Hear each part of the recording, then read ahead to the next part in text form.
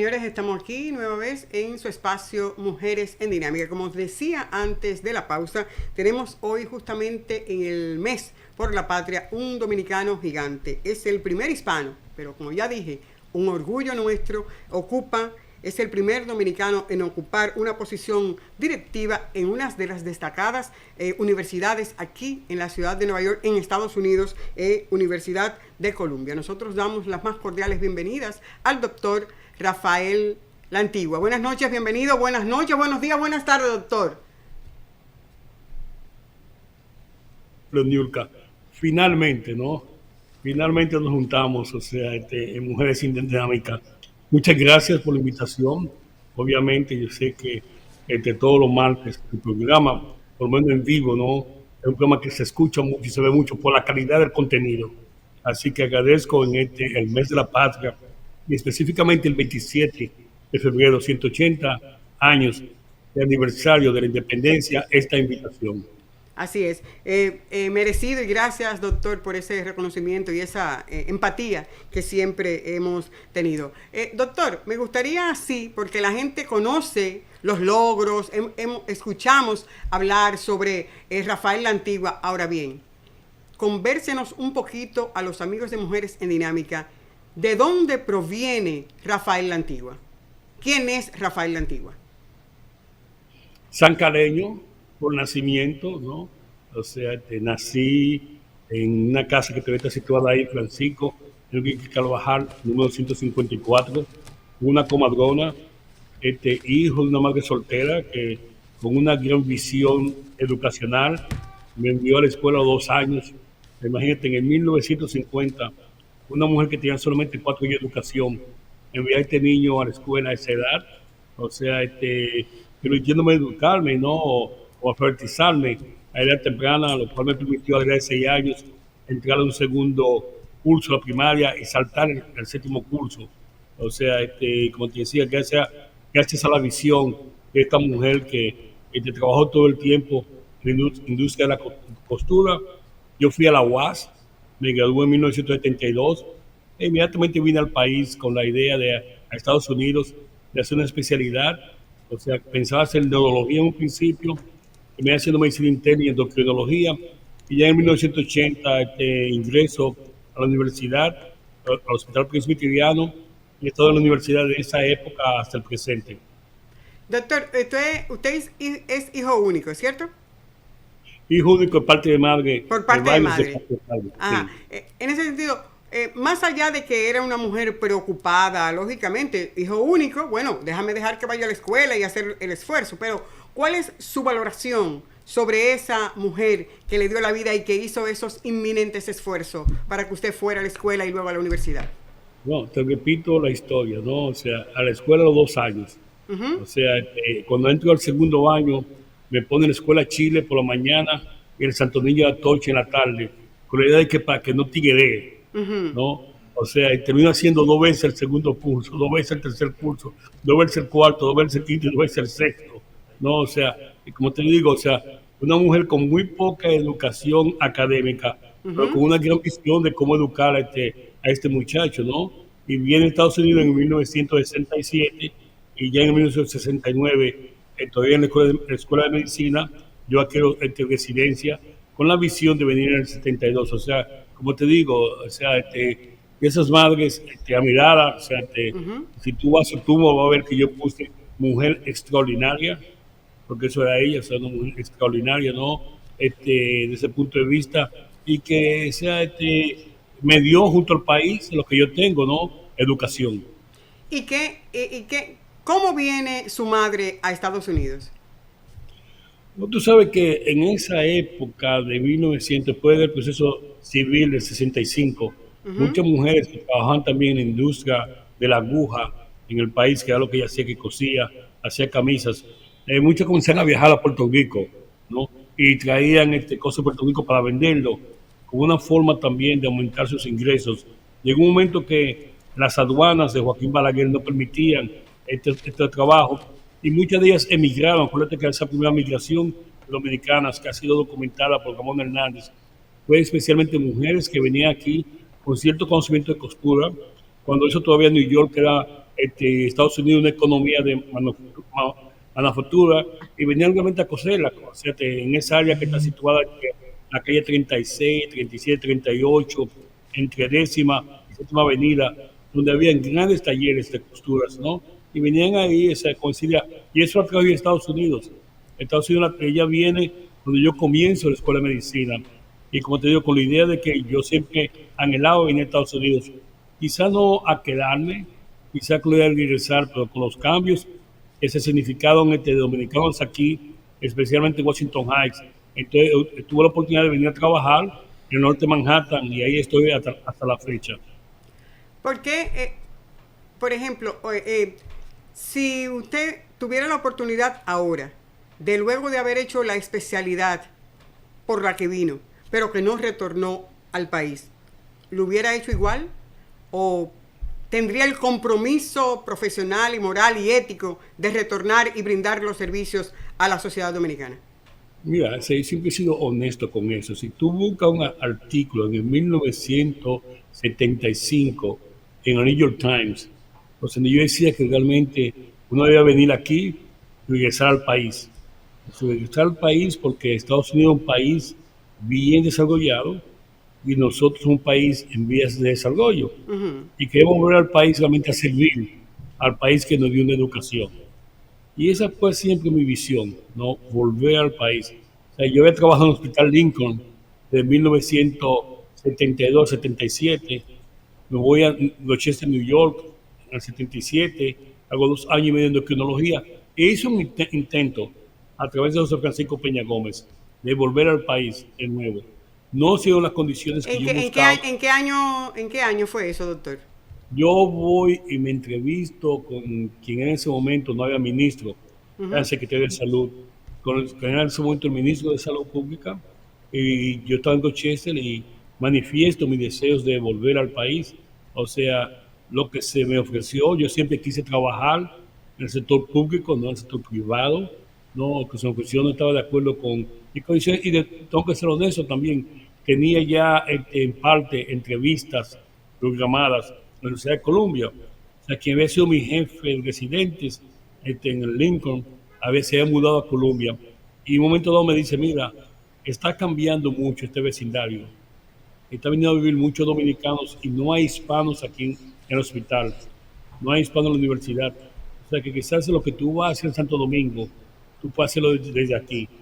No, y me dio esa visión en parte de por qué no te queda y ayuda realmente, o sea, lo que debe ser una nueva visión de la comunidad dominicana en los Estados Unidos.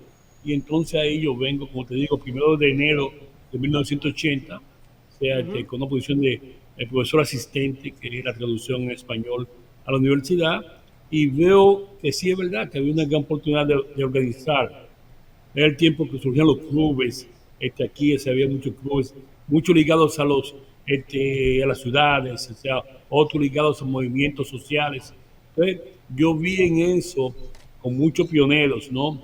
De comenzar a organizar, hicimos un congreso de salud, comenzar los trabajos sobre Alianza Dominicana, sobre la colección de inmigrantes, o sea, fortalecer los mismos clubes, los trabajos políticos. Entonces, en esa parte, junto con la gran incidencia que había de dominicanos necesitando servicios en el hospital y ayudar quizá en la transformación del hospital, me permite a mí, vamos a decir, cómodamente quedarme en Washington Heights. Doctor, como que brincamos un poquito así, volamos algunos tiempos. No explicamos a los amigos y a las amigas. Rafael La Antigua, ¿tiene hijos? ¿Cuántos hijos tiene? ¿Tiene nietos? ¿Es casado? Un poquito para que la gente conozca esa parte humana de Rafael La Antigua. Casado, 52 años de casado. ¡Wow! O sea, ha llovido mucho. Hijos, bastante, bastante. 4 hijos, 2 hermosos nietos. Wow. Una nieta y un nieto que son la niña de mis ojos, en realidad. O sea, yo lo adoro. O sea, es lo que me ha quitado mi lugar porque duerme con su abuela. O sea, yo tengo que dormir fuera, pero duerme con su abuela, pero es algo que nosotros queremos muchísimo. Mason, o sea, y una nieta de 9 años. Doctor, volvamos un poquito a la República Dominicana, a San Carlos. Siendo usted joven y están en estos tiempos convulsos en los que hay ideologías y conceptos que quieren la calidad de vida y que haya equidad. ¿Usted en algún momento, estando allá en la República Dominicana, hizo esos pasos para formar parte de algún tipo de entidad que llevara esos valores y justamente el fortalecimiento y el retorno de la democracia a la República Dominicana? Mira, años difíciles, ¿no? O sea, yo llego a la UAS en el 1964. Hay una lucha por un examen de admisión, o sea, yo termino la universidad, digo, la secundaria en junio, y no entramos a la universidad hasta abril. Y en el proceso de abril, a una semana, y no lo hasta agosto. Y obviamente, ya todos nosotros en esa época fuimos parte de ese gran movimiento de la lucha por medio millón para la universidad, ¿no? O sea, solamente existía la UAS, no había otra universidad en ese momento. Fuimos parte de esa lucha. Pero yo, o sea, aunque un simpatizante en la escuela secundaria de la UEL y un simpatizante también, o sea, más luego, o sea, de los grupos de izquierda, nunca milité en un partido de izquierda. O sea, yo puedo decir que mis años universitarios, o sea, fue bien dedicado a la academia. Y yo no me organizo realmente hasta que no llego a New York, y prácticamente en el 1976-77, cuando ya a través de José Francisco Peña Gómez comienzo a mirar hacia el Partido Revolucionario Dominicano e ingreso en el partido oficialmente cuando vengo a Colombia en enero del 80. ¿Cómo es posible, doctor, desde esa posición de médico, diga que en los hospitales se hace política, se practica más política que afuera a veces? Entonces, ¿cómo se puede dar esa dualidad? Y la pregunta, ¿cuál es su valoración, que usted forma parte del sistema de la salud aquí en Estados Unidos, muy específicamente la ciudad de Nueva York? ¿Es preventiva o es solamente una mercancía porque uno no ve, que es como prevención, sino más bien curativa? Entonces, ¿cuál es su valoración en ese sentido? Déjame decirte algo que yo digo siempre, saltando, ¿no? O sea, yo digo y manifiesto que mi educación, y quizá por eso mi compromiso con mi comunidad, se la debo a los dominicanos, porque la UAS me salió solamente por $15. Fue todo lo que yo pagué para adquirir mi educación, ¿no? Y alguien pagó por eso, y aquí mi compromiso con la comunidad dominicana. Estoy de acuerdo contigo en lo que tú dices. Mucha inequidad en los servicios de salud en este país. O sea, es obvio que tenemos quizás el mejor sistema de salud del mundo y sabemos comprarlo. Hay mucho más política en los hospitales y trabajan inclusive en las universidades que muchas veces la que tú ves en los partidos políticos, ¿no? O sea, cada quien vive como el jinete, tratando de alcanzar posiciones, y cada quien vive, por supuesto, tratando de hacer grupos para adquirir poder. Y eso se ve mucho en centros académicos universitarios, como el que yo trabajo, ¿no? O sea, los que están arriba sienten la presión de lo de abajo, que tienen mejores ideas. Así hay un momento dado que el desplazamiento se da. Y esa lucha política siempre existe, ¿no? Ahora, desde el punto de vista del país, tú sabes que este es el país que más invierte en salud. Prácticamente 20% del PBI, o sea, del interno bruto, va a salud. Sin embargo, como tú sabes, hay estudios que demuestran que un negro en Bangladesh vive más que un negro en Harlem. O sea, aquí la medicina es una medicina curativa, no preventiva. Es una medicina de defensa. O sea, hacemos demasiados estudios innecesarios. Muchas veces porque el paciente lo demanda, metiendo una tarjeta que el gobierno la pague, no la paga el paciente, ¿no? Y te dice, yo creo que usted me haga, porque tengo dolor de cabeza, una resonancia. Y usted no me la da, si tengo algo, usted sabe, voy a llamar a 1-800 cantazos. O voy a llamar a un abogado. Aquí todo el mundo tiene un abogado en esta ciudad, uno lo ve en los cantos de la American Airlines, de la línea aérea. Me dejaron, voy a llamar a mi abogado. O sea, este es el país que los dominicanos tenemos más abogados, ¿no? Es decir, perdón, doctor, el propio paciente obliga a que el médico lo medique.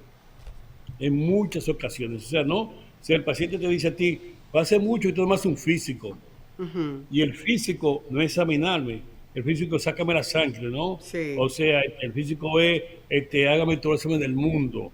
Pero ¿por qué tú me checas para cáncer del páncreas? Bueno, pues no hay cáncer del páncreas. No, es que en mi país a mi prima le hicieron un análisis, o sea, hay marcadores de eso, pero no es necesario. Entonces uno encuentra constantemente, ¿no? Hay indicaciones. Por ejemplo, tú sabes que las indicaciones de Papá Nicolau han cambiado, no son todos los años. Hay mujeres que dicen, sí, no, a mí hay que hacer mi Papá Nicolau todos los años. Bueno, no es necesario. Mi mamografía todos los años, personas de 80 años, que te dicen, bueno, mándame a hacer una mamografía. No, está indicada hasta los 75 años. O sea, o los hombres con el estudio del PSA de las próstatas, cuándo está indicado, cuándo está indicado. Aquí se hacemos mucho más exámenes los necesarios. Sin embargo, en lo que es la medicina preventiva, lo que son las vacunas, lo que son las colonoscopías, lo que son, de hecho, las mismas mamografías, los como Nicolás ha indicado, ese tipo de cosas fallamos, ¿no? Nosotros sabemos que, por ejemplo, el hombre hispano no va al médico a menos que en la emergencia no le encuentre problema. La mujer está un poquito más acostumbrada por lo de ginecología, pero también tiene deficiencia, ¿no? Y como te digo, aquí tú vas a ver un médico, vamos a poner psiquiatría. Lo que es estudios mentales que tenemos nosotros, salud mental. Tú vas a un psiquiatra y por una vez de servicio le dan $100. Tú vas a un oftalmólogo y por sacarte una cataratas en 15 minutos le dan $3,000. Entonces te das cuenta de la inequidad, ¿no? O sea, esos son los servicios, pero también te das cuenta de la inequidad en los servicios que se ofrecen, ¿no?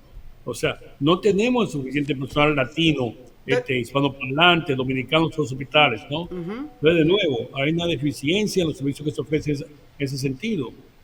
¿Cómo llega Rafael La Antigua a la posición que tiene el día de hoy en la Universidad de Columbia? Y ante ese cuadro que usted nos dice, nos ilustra, usted desde el Departamento de Salud Comunitaria, ¿cómo manejar a nuestra comunidad que justamente a veces demanda servicios que no necesita? ¿Cómo hacer esa orientación en salud cuando esto es definitivamente es un país que no promociona, no hace prevención en salud? ¿Es difícil desde esa posición del Departamento de Salud Comunitaria? Es bien difícil porque el sistema realmente está diseñado hacia la salud curativa. Como tú dices, no hacia la prevención, ¿no? Como está diseñado hacia eso, es muy difícil, porque hay que invertir, ¿no? Por ejemplo, en nosotros es invertir en educación de cómo comprar servicios médicos. La importancia del médico primario, la importancia de la continuidad de servicios, ¿no? O sea, por el contrario de que tú no buscas servicio en la emergencia o lo urgent care, como pasa frecuentemente. Tú tienes un médico que maneja tu salud, eres el quarterback, o sea, que la persona, el manager de tu salud, tú tienes ese médico primario que te manda a todos los lugares y en él o ella tú confías, ¿no? De ese punto de vista. O sea, y entonces, o sea, en los hospitales, o sea, en todos los hospitales, o sea, te digo, y hay mucha inequidad y ha sido estudiada el servicio que se ofrece a nuestra gente. No es equivalente al servicio que se ofrece en muchos otros grupos étnicos. De las minorías, especialmente la minoría afroamericana o negra y la minoría hispanas, o sea, tienen una alta incidencia de problemas de salud, los cuales no se le pone atención a través de la educación. No hay duda que hipertensión, diabetes, asma, los problemas de cáncer, o sea, son mucho más frecuentes y mucho más letales en poblaciones como la nuestra, en las cuales se invierte mucho menos y no hay continuidad. Te doy un ejemplo. En mi hospital, el único hospital del área, y no somos únicos en sentido, porque no entre nosotros, yo trato hoy en día de conseguir una cita para ver a un oftalmólogo y fácilmente te dicen que tienes que esperar 3 meses. Yo tengo pacientes que tengo que esperar 6 meses para ver un neurólogo. Y hay una gran deficiencia en los servicios que se ofrecen a nuestra comunidad. ¿Qué significa esto? De nuevo, y sucede, y estamos en educación viviendo lo demás, ¿no? Yo creo que como activista comunitario no existe una agenda entre nosotros.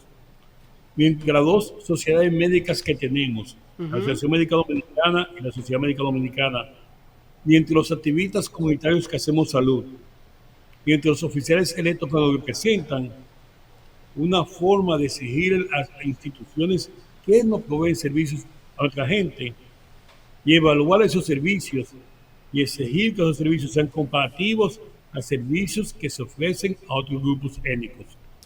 Doctor, qué bueno que usted toca ese punto. Ya vamos a entrar en lo que es su activismo comunitario, su solidaridad con la comunidad dominicana. Usted de hecho fue cofundador, fundador y además también presidió la junta directiva de la desaparecida Alianza Dominicana. ¿Cuál es? Y usted está hablando justamente de la dualidad de instituciones. No es esta la asociación médica, son casi todas que hay una dualidad de instituciones. Eso como que dispersa a los dominicanos. ¿Cuál es la lección aprendida de Rafael la Antigua en torno a justamente esto, a lo que era Alianza Dominicana y lo que pudo y lo que representó en ese momento? Alianza Dominicana todavía existe, ¿no? Vamos a estar conscientes. Y todavía tiene su edificio ahí. Yo que era católica. Pero manejado por otros que no son dominicanos. Seguro, sí, no, o sea, no es el concepto de alianza. Exacto. Que un grupo de turistas dominicanos nos propusimos en la década del 80 y que llegó un momento funcional hasta quizá principio del año 2000, ¿no? Pero no es ese concepto, inclusive el mismo concepto del edificio, que actualmente ocupan especialmente instituciones privadas, o sea, y no da servicio a la comunidad. Fue doctor, ¿y por qué fue que no se defendió, por ejemplo, Alianza Dominicana como debe ser? Porque ese tipo de situación que se da se ha dado como en otros segmentos poblacionales y luchan por eso. ¿Qué pasó con nosotros que no pudimos mantenerlo y que la dirección justamente de Alianza Dominicana sea de dominicanos? Esa es una explicación bien larga. Yo creo que falta de visión de nosotros, o que estamos dentro de la institución, ¿no? Se cometieron algunas equivocaciones en ese sentido. Hubo mucha lucha interna en la institución. Algunos tenemos un concepto, otros tenían otros conceptos. O sea, una administración muy difícil, como la administración Bromberg, en ese momento que no permitió ningún tipo de negociaciones.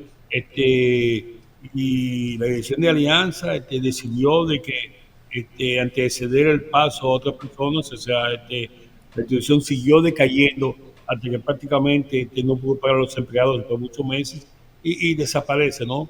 Pero te digo, creo que fue lucha interna entre nosotros, los que manejamos la institución, y junto con quizás poca visión de parte de nosotros, que para mí comienza cuando decidimos hacer el edificio.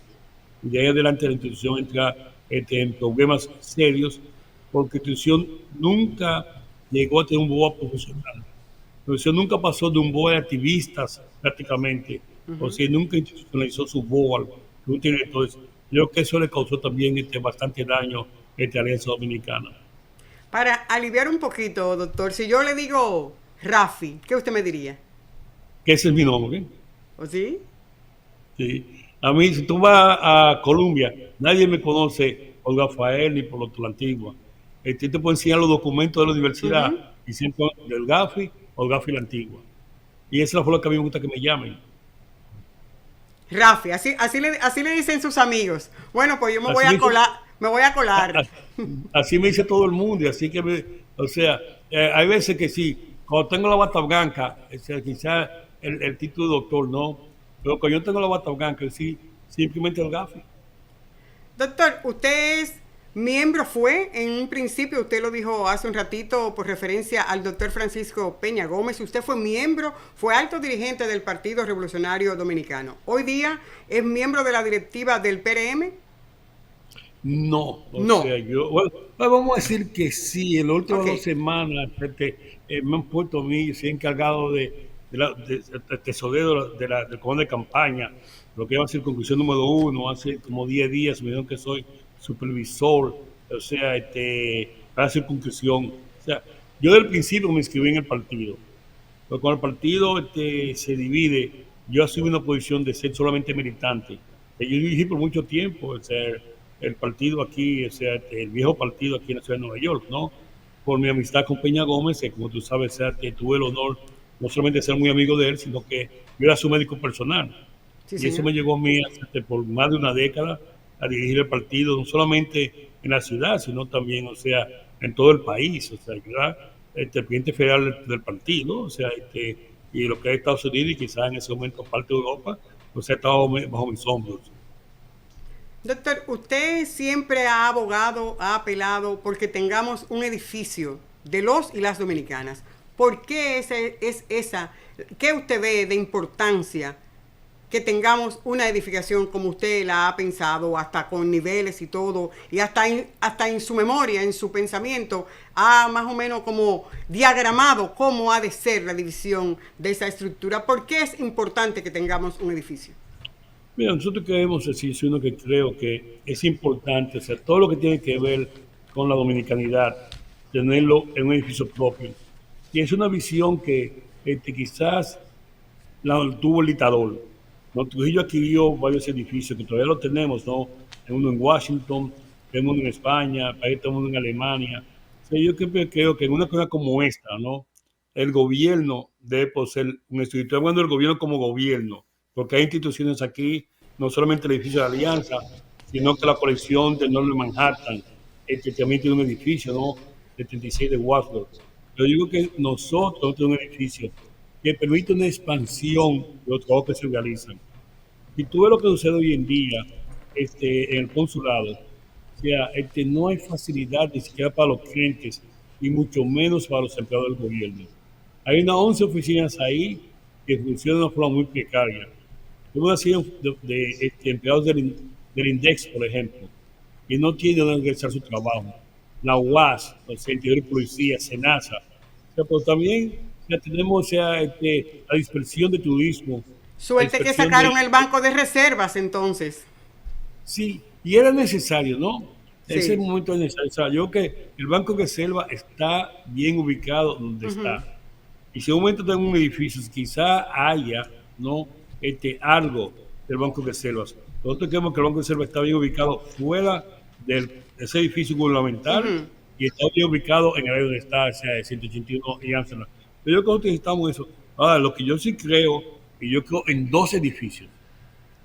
Yo creo que un edificio que por necesidad tiene que estar en la parte baja de Manhattan, porque eso es lo que exigen realmente el Departamento de De Estado estado, sí. al consulado, sí. Entonces se puede abarcar alguna oficina del Estado que vienen servicios necesarios, ¿no?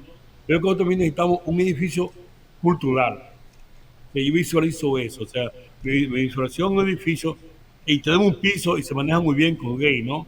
Sepúlveda. Pero yo creo que tengo que quitar un edificio que albergue, por ejemplo, un canal de televisión, estudio de televisión, estudio de grabación, o sea, que tenga un teatro, que tenga sea una biblioteca donde los niños puedan venir y decir, yo quiero aprender con su Duarte, y se sigue Duarte. Y yo todavía lo visualizo mucho más.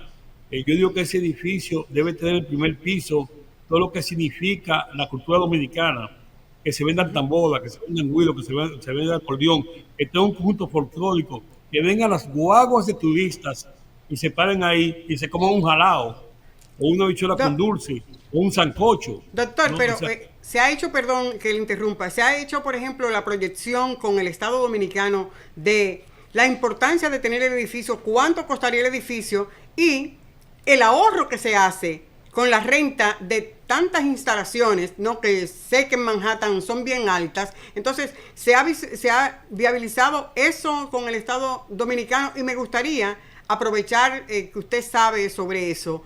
¿Cuáles son esos edificios? Porque los amigos, estoy segura que muchos no sabemos. ¿Cuáles son esos edificios que fueron comprados por el tirano, si queremos decirle así, pero entonces que tenían una visión diferente, contextualizándolo en este siglo? ¿Cuáles son esos edificios, si podemos ilustrar a los amigos y a las amigas de dónde están ubicados, si usted tiene esa información a mano? la embajada, te puedo decir el de Washington, la embajada Ujú. dominicana está situada en un edificio que es propio, o sea, un área muy buena, o sea, un área donde se encuentran todas las embajadas en la ciudad de Washington. Ahí Ujú. funciona la embajada y ahí también vive las personas que dirigen la embajada, ¿no? La honorable Sonia Guzmán. Lo mismo pasa en España en ese sentido, o sea, no se está ubicado en España. Y tengo entendido, como te decía, que tenemos uno en Alemania, también. ¿Cuál es la visión de este edificio? O sea, tú sabes que estuvo muy de cerca hace 2 años de alquilar un edificio. O sea, de hecho, dimos lo que debe ser, o sea, el pago inicial de un edificio que estaba situado en la calle 52, entre Lexington y Tercera Avenida, y que iba a ser un edificio que tenía unos 56.000 pies cuadrados. Iba a permitir cómodamente instalar, por lo menos Naciones Unidas, turismo, consulados, la Junta Central Electoral y las oficinas que están ahí, cómodamente. Entonces dimos el inicial, unos $5 millones. Pero en ese momento, o sea, surgieron dificultades en el gobierno que hacía difícil para nosotros comprar ese edificio. ¿Y por qué? Porque teníamos 3 años pendientes todavía de alquiler en el edificio donde se encuentra actualmente, 1501, del lugar donde se encuentra el Consulado Dominicano. Y el casero, al entregarse dando con otro edificio, nos exigía que le pagáramos a él $3 millones que se le debía por adelantado de la renta. Además de eso, las Naciones Unidas acababa de firmar un nuevo contrato por 5 años, de lo cual también decía que tenemos que honrar ese contrato. Y lo mismo se hacía con turismo. O sea, ya al final de este año, que termina el contrato del consulado, entonces creemos que le van a quedar solamente 2 años al contrato de Naciones Unidas. Ujú. Creo que esta intención del presidente Abinader de adquirir un edificio que albergue todas las oficinas dominicanas en ese momento, ¿no? Y quizá más luego trabajar en alquiler un edificio que albergue lo que es toda la cultura dominicana en la parte norte de Manhattan. ¿Usted cree, doctor, que ciertamente los gobiernos dominicanos tratan como se debe a los dominicanos en el exterior que aportan al Producto Interno y que ya recientemente aumentó a más de 10.000 millones las remesas dominicanas? ¿Usted cree que se nos trata con justeza, usando ese término un poquito para que la gente lo entienda? ¿O qué Pues entiende usted que debe hacer el Estado Dominicano para reivindicar a los dominicanos en el exterior? bueno, yo creo que el que diga eso, ¿no? Es miope o tiene poca visión, ¿no? O sea, los dominicanos por años, o sea, hemos sido los grandes aportadores a la economía dominicana y lo que menos hemos obtenido de ella. De todos los gobiernos, ¿no? Más o sea, yo creo que el gobierno de Peter Abinader, o sea, ha hecho un esfuerzo, o sea, está no solamente con las 3 oficinas del Banco de Reserva, o sea, lo que es New York, Miami y Madrid, con el asunto de crear la SENASA, aquí creo que lo del INDEX se ha modificado un poquito en ese sentido, pero todavía hay lo de que es vivienda feliz, o sea, pues todavía nos quedamos cortos, ¿no? Pero no tenemos un programa eficiente todavía de viviendas para los dominicanos que viven en el exterior. O sea, quizás la parte más importante es la defensa jurídica de los dominicanos en el exterior. Todavía a nosotros se nos sigue realmente abusando de nosotros en el país. Cualquier persona tiene un apartamento, se le mete, lo vive y después la persona reclama que es de ellos y se hace muy difícil a un dominicano adquirir nuevo sus pertenencias, ¿no? O sea, siempre se ha dicho el asunto de los vehículos, el transporte de vehículos, en ese sentido, ¿no? O sea que no hay ninguna duda que nuestra aportación es mucho mayor que lo que recibimos. Y te digo, por ejemplo, o sea, ya hablamos de 10 millones de turistas y hablamos de 10.000 millones de remesas de los dominicanos. ¿Cuánto invierte el gobierno dominicano a esos 10.000 millones de dólares que envían los dominicanos? Cero. Cero. Nada. ¡Wow! ¡Qué Nada. abuso! ¿Cuánto invierte el gobierno dominicano en turismo? A traer 10 millones de turistas. Un No. presupuesto grandísimo, ¿no? Entonces, no es comparable. Aquí estamos nosotros aportando 10.000 millones de dólares que le cuesta nada al gobierno. Y estoy hablando no de lo que se cuantifica. No estoy hablando de los 10.000 dominicanos que se movilizan de la costa este de Estados Unidos todos los días. Que Ujú. cada uno lleva 1.000, 1.500 dólares en los bolsillos y eso no se cuantifica. Eso exactamente. Sí. No estoy hablando de los tanques de comida, de ropa, de golosina, que mandan los dominicanos a los televisores. O sea, no estoy hablando de todo ese ingreso que nosotros aportamos a la economía dominicana. Estoy hablando de lo cuantificado. Y eso les cuesta nada al gobierno. O sea, y te voy a decir, vuelvo y hablo. O sea, de los dominicanos que cuando hay una crisis en el país, llámese huracán o como sea, no los primeros en ponerse delante, ¿no? Puede ser, como hiciste Espaillat, hablando de la Universidad de Columbia, que cuando la pandemia se acabaron los tanques de comidas. Aquí no había tanque de comida, pues fue tanta la comida que los mexicanos mandamos en ese momento de gran necesidad para nuestro país. O sea que las compañías que envían no tenían cartón, no tenían caja para enviar esa comida. Se iba completamente lleno con los contenedores de comida hacia el país. O sea que ese es un dominicano, y se ha establecido así. El dominicano cuando sale se convierte en un gran nacionalista, diferente en realidad, o sea, del que vive allá. El que vive aquí por razones increíbles, lo que gana lo invierte en el país. El que vive allá, lo que se gana o lo que se lleva en los bolsillos, lo saca el país. ¿No? Así Y hay una es. inversión de valores en ese sentido. Así es. Doctor, en este sentido, un poquito redondeando, ¿entiende usted que los gobiernos, los distintos gobiernos que han utilizado la persona de Rafael la Antigua para obtener algún tipo de prebendas o, por qué no, hacer que haga gestiones y que después entonces usted quede mal porque usted tiene respeto aquí en Estados Unidos, pero muy específicamente en la ciudad de Nueva York? ¿Entiende usted que abusan los gobiernos de Rafael la Antigua en ese sentido?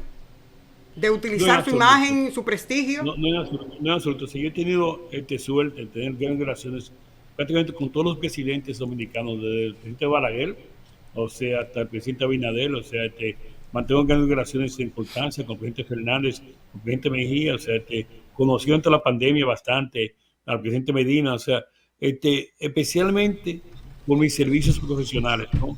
O sea, no por asuntos políticos, por servicios profesionales, o sea, de que estoy en universidad, en un hospital universitario y la gente me llama de Santo Domingo porque quieren saber una opinión mía médica, dónde debe venir, etcétera, ¿no? Desde ese punto de vista, o sea, yo me siento abusado, Nurka, no me siento abusado porque te repito, mi educación le costó a mi familia, a mi madre, 15 pesos dominicanos. Wow. El pueblo dominicano pagó por mi educación. O sea que lo que yo le dé es poco por lo que ellos me dieron a mí. Muy poco, es muy poco. O sea, yo me debo a mi país.